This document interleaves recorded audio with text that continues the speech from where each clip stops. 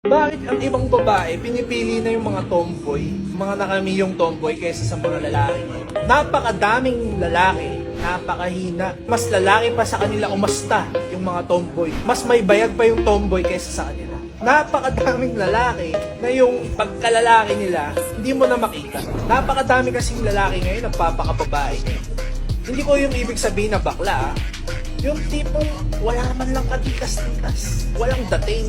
Mas may dating pa yung tomboy eh. Mas masipag pa yung tomboy sa'yo eh. Mas reliable pa yung tomboy sa'yo. Yung tomboy nga may miyo, ikaw wala eh. Yung tomboy nga may panggastos, ikaw wala eh. Yung tomboy nga may pang-provide sa pamilya, ikaw lalaki ka wala. Sarili mo nga, di mo kayang buhayin. Typical na lalaki ngayon na naki-ML lang sa kwarto, sa kanto. Kaya kung lalaki ka, mahiya ka naman.